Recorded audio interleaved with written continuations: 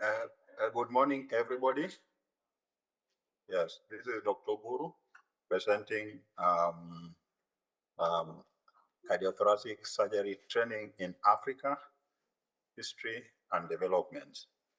So, as an introduction, cardiovascular disease is the leading cause of death worldwide, accounting for 17.5 million deaths yearly. 80% of these mortalities is in low and middle income countries where Africa belongs. Cardiothoracic surgery has huge financial requirements, which makes its infrastructural development and creation of centers difficult in poor African countries. Even in African countries with established cardiothoracic centers, surgical capacity and training programs are still really challenging. Okay, so these are some of the facts that 48.1% of infant mortality results from congenital cardiac diseases in Africa. And yet, only 2% of children with congenital heart diseases are able to access open heart surgery. From a study in India, Indian autopsies, 10 to 15% of the children were actually found to have rheumatic heart diseases. Of these, pure mitral stenosis was the most common with 65%, and mixed mitral regurgitation and mitral stenosis was the second.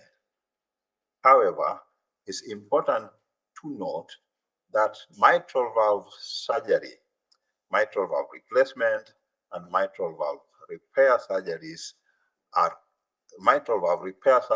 are still very low in terms of management of children with rheumatic heart diseases. In the Indian study, it was 30% repair against 70% replacement, while the African data is actually only 10% replacement, repair, and 90% replacement.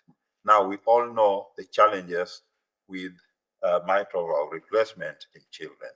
If you compare congenital heart disease surgery and rheumatic heart disease surgery, you realize that the majority of the patients actually are subjected to congenital heart disease surgery. And then for the African continent, there is a significant issue of cost, whereas cardiac surgery costs between $6,000 and $10,000. In fact, the figure is much higher currently, where the costs actually rise up to about $15,000. So, what is the African disease burden? African population, as far as the world is concerned, is 1.4 billion people, which is 18.2% of the global population. Yet, Africa accounts for only 1% of the global cardiac surgery programs. Africa still accounts for minimal numbers of cardiac surgeries, while the World Health Organization recommends 400 surgeries per million individuals. The average number of open heart surgeries in Africa is 12%. And if you look keenly, only 2 per million is done in sub-Saharan Africa. North Africa accounts for the bigger proportion of cardiac surgeries, which is done in Africa, with 91.6 per million. Comparison between African regions and the rest of the world even gives a more significant outcome. While in Germany, they do 1,000 and over cases per million, in Africa, we are only talking of 12 cases per million, and in sub-Saharan Africa, it is only 2 cases per million. So what are the challenges of cardiothoracic surgery in Africa? One is insufficient local expertise, where you have very few surgeons, cardiologists, intensivists, and perfusionists. Lack of financial resources. This is linked to low health expenditure of only 5.8% of the GDP, yet we are talking of very low GDP compared to the developed world. This is in comparison to 11.8% of the GDP in developed countries. Again, inadequate infrastructure, examples of cath labs, heart-lung machines, cardiac ICU beds, and a cardiac theater space. So these are actually some of the reasons why cardiac surgery is not yet fully developed. Lack of skilled health insurance reimbursement is one of the other key areas, and there is therefore increased growing burden of surgically correctable cardiovascular diseases in African countries. Now, if you look at the map of Africa, you can see the areas where surgery is performed and the areas where surgery is less performed. When you look at the dark blue areas, those are the countries where you have independent heart surgery centers. The light blue areas is charity-dependent heart centers, and white areas is where there is no heart surgery taking place. So in Africa, we have 12 independent heart surgery centers out of 54 African countries. Even more significant is the fact that only 30 countries have some kind of cardiac surgery taking place, which means 24 countries do not have any cardiac surgery taking place. But more significant is the skewing of the map. If you check keenly, it's in North Africa where the bulk of the surgeries is taking place, and Southern Africa, that is South Africa and Namibia. In sub-Saharan Africa, you only have a few countries or a few places where you have full-fledged cardiac centers. Now, if you, I alluded to this screen before, but if you look at the distribution of cardiac surgeries in Africa compared to in China and Germany, then you can see how serious the problem is.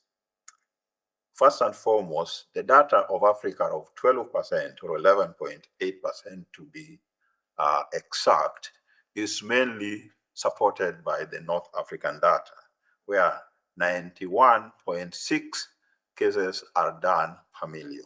If you check, South Africa has only 2.6 cases per million, East Africa 2.4 cases per million, Central Africa only 2, West Africa 1.2 cases per million, and the Horn of Africa 0.7. If you compare all this data with China, where you have 158 cases per million individuals, and Germany, where you have 1038 cases per million, then you realize how stark the situation in Africa is. Remember that World Health Organization recommendation is 400 cases per million. The PASCAT, African Cardiothoracic Surgery Organization, recommended 40 cases per million. But unfortunately, in sub-Saharan Africa, we still can only do about 2 cases per million. Cardiac surgery centers, how is the development model? This is based on the declaration in Accra, Ghana, where there was a PASCAT meeting early this year. The models are model 1, 2, 3. The model 1 is where you have a local cardiac center or a diaspora organized surgeon coming into the local center to provide surgery. So local team or diaspora individual, that is somebody who is coming from the same country, who was managed to establish himself elsewhere, but comes back to support the local community in organized system. And then you have the 7 to 10-day visiting safari teams and hired expatriates from elsewhere who comes to establish a center, operate, train, and then eventually transfer. Now, the key issue with all this is that in many cases, we have low cardiac volumes, unless you have a full-fledged center with very high volumes because of a proper establishment of the system. Now, some of the recommendations were, one, funding, where it was recommended that 15% of the national budget should be used to support healthcare so that at least some of the funds can be dedicated to cardiac surgery. And then there is the issue of South-South cooperation, where hospitals from developed centers would be traveling to support centers that are still developing. So how is the cardiac surgery program in Africa? Now, if we check keenly, in the West African region, with a population of 420 million, there are only 26 centers. In the North African region, with a population of 256 million, there are 127 centers. So you can see the disparity. In the Horn of Africa, only 2 centers with a population of 117 million. East African region, 13 centers for a population of 257 million. And Southern African region, 280 million people, 40 centers. So open heart surgery per million in sub-Saharan African countries. Now, remember, we chose sub-Saharan Africa because of the low numbers of cardiac cases that are done. So in Kenya, 12 surgeries per million, Ethiopia 3 per million, Nigeria 1 per million. Now, if you look at this data, you realize that there is still very minimal amount of surgeries being done in sub-Saharan Africa. So what is the quote of cardiac surgery related to GDP per capita and health expenditure? In this chart, you realize that Nigeria performs well, better, because of a higher GDP compared to other African countries. But it is important to note that the number of cases done in Nigeria is still does not correspond to this GDP. So what are the number of cardiac surgeons by country in sub-Saharan Africa? So Nigeria has 83 surgeons, Ethiopia 23, Kenya 22, Ghana 22, Tanzania 12, Cameroon 6, Mauritania 6, going down to Burkina Faso 2. So when you look at this data, the numbers are still very, very low compared to other developed countries or even in mid-level income countries. What is the distribution and percentage of cardiac surgery in 8 cardiac surgery centers where surgery is being done?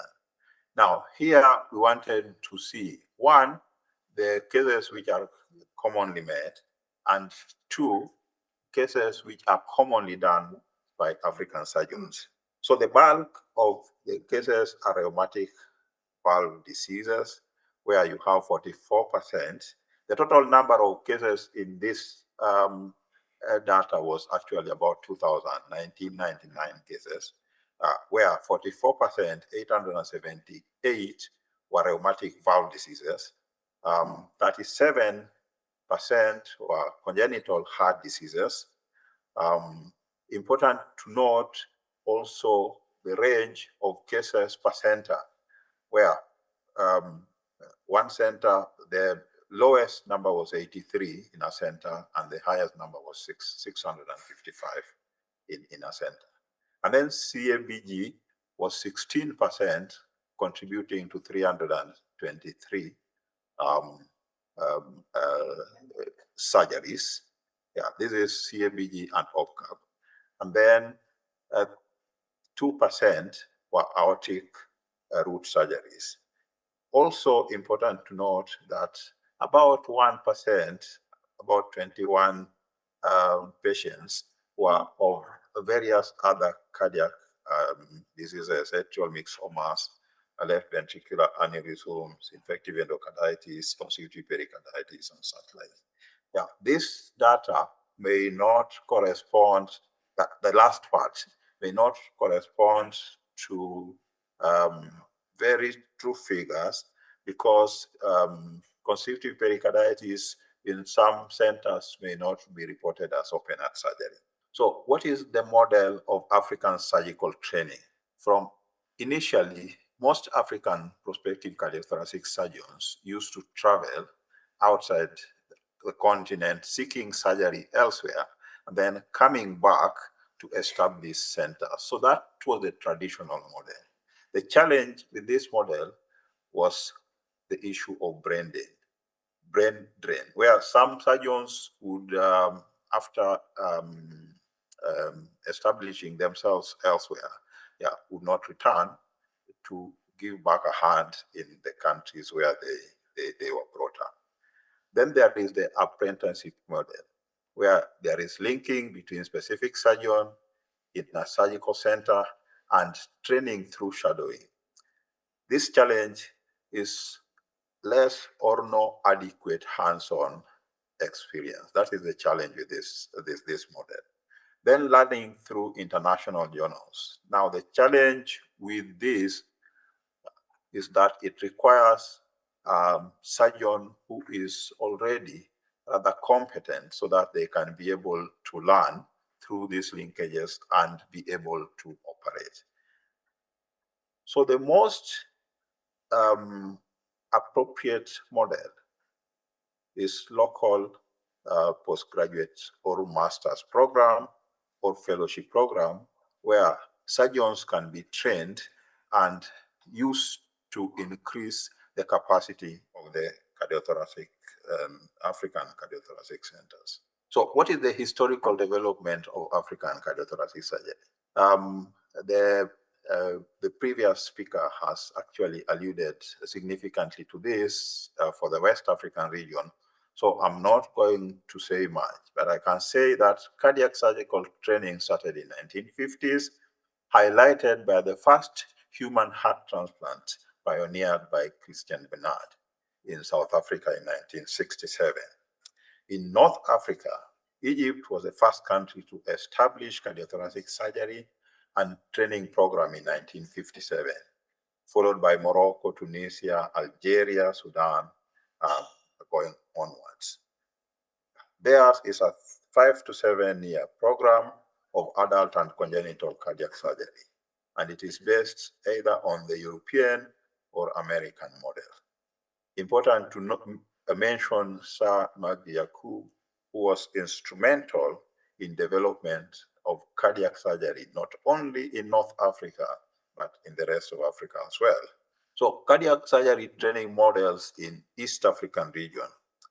Now, in East African region, there are mainly two models: a Master of Medicine program conducted in the University of Nairobi and Kenyatta National Hospital. This is a 5-year program training 6 to 8 students per year. When we go down, you'll see that sometimes it varies upwards. A fellowship program in cardiothoracic surgery. This is offered in other East African countries, but also Tenwek Mission Hospital in Kenya, Muhimbili University Hospital in Tanzania. These are 3-year training post-general surgery programs. They normally take 2 to 3 students per year. And then there is the fellowship program conducted in Ethiopia. So in East Africa, has been a moderate number of cardiothoracic surgeries and training centers, with specialists in Kenya leading the region. First training program was established in the 70s in the University of Nairobi Kenyatta National Hospital under the leadership of Professor Peter Odhiambo, who was the first Kenyan cardiac surgeon. Tenwek Hospital has been offering training since 2018 under the COSEXA program. Tanzania, Uganda, Zimbabwe, Zambia have also joined in training through the British curriculum of 4 to 6 general surgery years and then a 3-year fellowship program. The College of Surgeons of East, Central, and Southern Africa, COSEXA, is the largest surgical training institution which encompasses all these fellowship programs. It's important to note that the low volume of cardiac cases and lack of simulation capacity would have been an impediment to top level of training, even in these training programs. Low volume impacts in the experience and expertise of the surgeons. So let's look at the Kenyan surgeons. The previous model has 12 surgeons still practicing, where you used to have a Master of Medicine in General Surgery and then 2 to 3 year fellowship program with surgeons going outside the country to train. 11 of our surgeons are actually trained locally under the 5-year cardiothoracic surgery training program, and we have been having graduates since 2016. The last of independent surgeons in this group graduated in 2022. One of these surgeons is Ugandan, while the other 10 are Kenyans. Another 12 surgeons have qualified between 2023 and 2025. These surgeons are still not fully independent because they have to have 3 years training, practicing, but still being shadowed by their superiors. 6 of these surgeons will become independent at the end of this year. And one of them is Cameroonian, though training locally. Currently, in the University of Nairobi Kenyatta National Hospital, we have 11 year 5 trainees, of which one is from Sierra Leone. Year 4, we have 9, 2 from Botswana, 1 from Rwanda. Year 3, we have 6, 1 from Uganda. Year 2, we have 8, 1 from Somali. And year 1, we have 8, 1 from Ethiopia and 1 from Cameroon. So in conclusion, cardiothoracic surgical practice, having high financial demand, runs parallel to economic development, obviating higher commitment from the African political class. This is highlighted by the disparity in healthcare expenditure between the high and middle income nations. While high income countries dedicate 11.8% of their GDP to healthcare, only 5.8% is allocated to the middle income nations, thus restricting healthcare to essential services. Creation of health insurance and financial scheme would enhance funding, hence delivery of cardiac surgical management. While there is some work taking place in sub-Saharan Africa, a lot more still needs to be done to bridge the gap in cardiac surgical management, hence improve the mortality and morbidity due to unavailability of cardiac surgery. It's quite clear from the foregoing that some training is taking place in local centers. The numbers, however, are not sufficient to make an impact on the huge deficiency of African specialists. It's also important to improve on the training program by introducing various inexpensive cardiac surgical simulation models. In the heart surgeons, it is the heart surgeons who train new heart surgeons and develop heart centers. With increased training, it is expected that there will be an exponential improvement in heart surgery in Africa. African governments should be required to dedicate at least 15% of their GDP to health so that uh, some of the funds can be allowed to finance cardiac surgery and other complex health interventions. So this is a group of our surgeons in training. We were having a cardiothoracic meeting, and we took this photo to showcase what is happening in our environment. Thank you. Thank you, Dr. Oburu, for this presentation. Really, you gave an overview of the current situation and with all the historical implications of cardiothoracic surgery in Africa. Involved in the development of cardiac surgery in Africa, especially in Mozambique and in Mauritius. In Mauritius, as you know, it was a success because we created a strong political will, especially, you know, at that time with the minister, with the health minister, Mr. Jacques Nat. There is, you know, a lack of political will, national political will in many of the South African countries, except, you know, for the south and north part of Africa. Because I have the impression also the local NGOs remain voiceless. They don't, you know, reinforce the political opinion in favor of the creation of a nucleus center. Because if you have a nucleus center, you will be, you know, able to develop also more easily the fellowship programs and so on. Why, you know, there is still, you know, I'm checking a little bit over, you know, this past 20 years, there is still a continuing lack of political will. Okay. In Kenya, I'll speak a bit about Kenya because that is where I practice. Though the rest of East African countries also use a similar. There is to an extent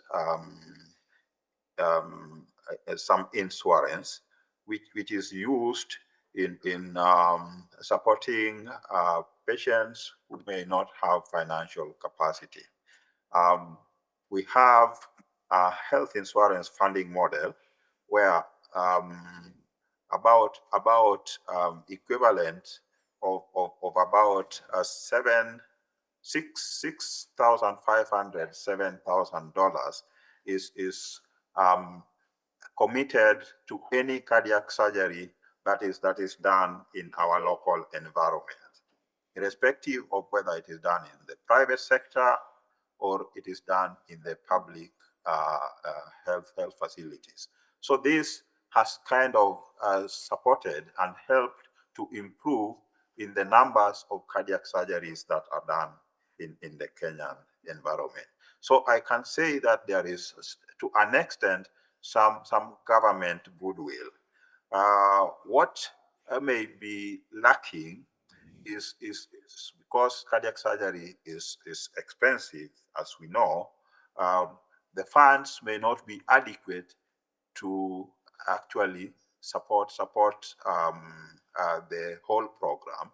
And then again, there is limit in terms of infrastructure. So, for example, cardiac theaters, so to speak, ICU beds, and such like. Okay, so those are some of the factors that still impedes an exponential improvement in cardiac surgery. Thank you. Yes, yeah, you are right. You know, it's, you know, the lack of coordination of the internal forces which can implement the creation of a sustainable cardiac center. This one is lacking because you have, you know, local NGOs. There is also international funds. There is, you know, because I did a big part of my career in European countries, in France, in London, in Geneva, for example. There is the French cooperation. The French cooperation helped a lot, you know, to develop these programs in West Africa, for example, in Ivory Coast, in the former French colonies. For example, again, French cooperation is still present in Mauritius. There is Swiss cooperation helping, but there is no willingness to go and look for these funds. There is, the United States, they have also funds, but you have, to sit down, set up the program, and try to look for the funding. If there is no willingness to make this effort, there will be nothing finally. But we appreciated your presentation really, and I would like to encourage you, to make an article and send, to the Journal of Humanitarian Cardiovascular Medicine, because it's also the main target of this journal to be the voice of cardiac healthcare professionals in these countries. Thank you very much, Dr. Oburu.